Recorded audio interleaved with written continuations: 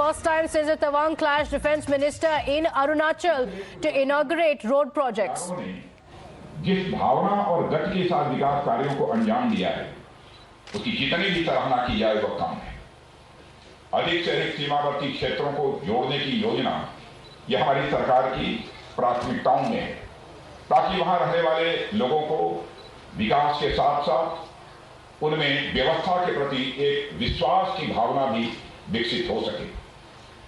अभी कुछ ही समय पहले अक्टूबर 2022 में बॉर्डर रोड ऑर्गेनाइजेशन द्वारा आजादी के अमृत महोत्सव के उपलक्ष्य में 75 इंफ्रास्ट्रक्चर प्रोजेक्ट्स का उद्घाटन किया गया था और इसके अंतर्गत मैंने लद्दाख में श्योक ब्रिज का उद्घाटन किया था। इस पुल के पूरा होने से सभी मौसमों में हमारी आर्म्ड फोर्सेस के हैवी इक्विपमेंट, टैंक्स और गन्स का दुर्गम श्योक नदी को तेजी से पार करना सुनिश्चित होगा और हमारी रक्षा में भी स्वाभाविक रूप से बढ़ोतरी होगी।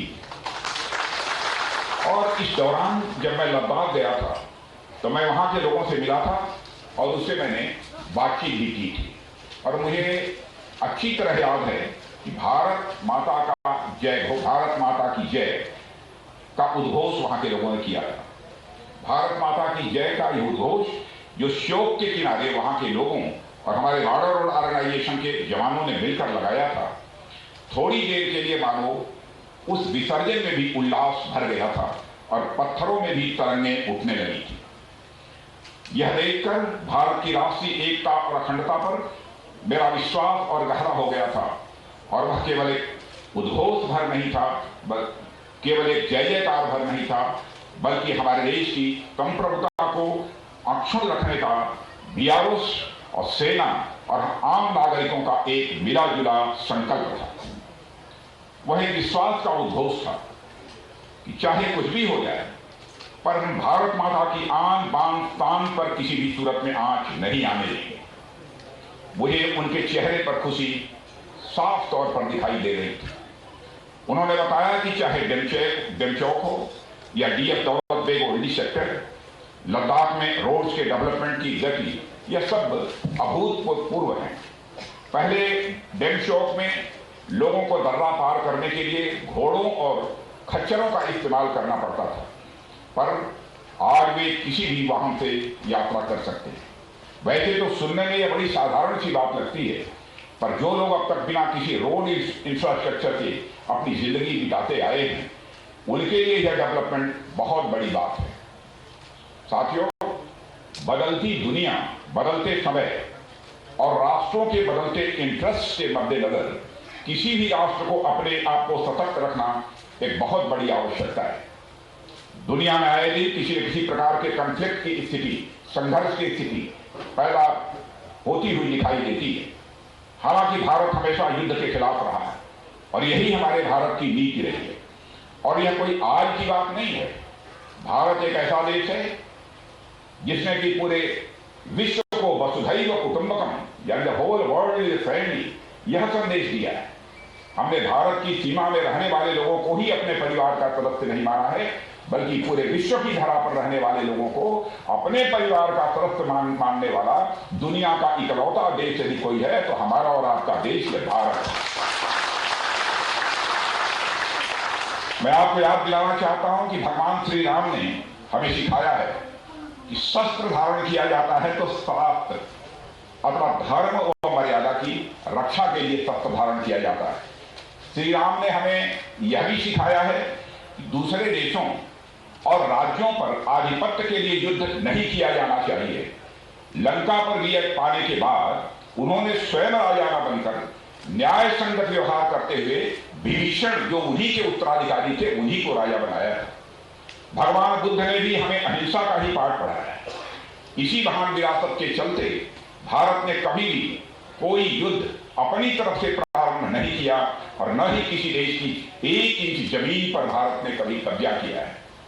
यदि कोई हमारी इस सदाशयता या शांति प्रियता को हमारी कमजोरी समझने लगे तो मैं उसे बताना चाहूंगा कि हम शांति के उपासक तो हैं ही, हम शक्ति के भी उपासक हैं।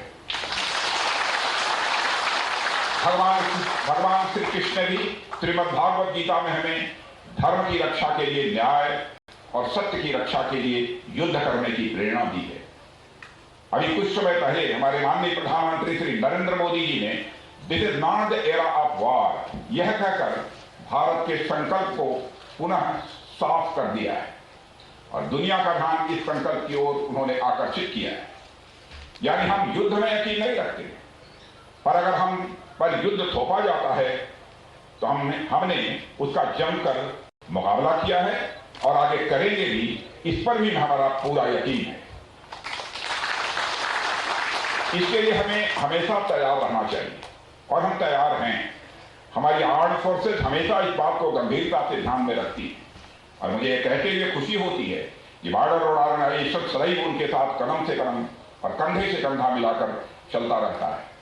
साथियों, हमारी आर्म्ड फोर्सेस के जवान बड़ी संख्या में ऐसे इलाकों में तैनात होते हैं जहां पूरे साल ट्रांसपोर्ट की कोई सुविधा उपलब्ध नहीं हो पाती।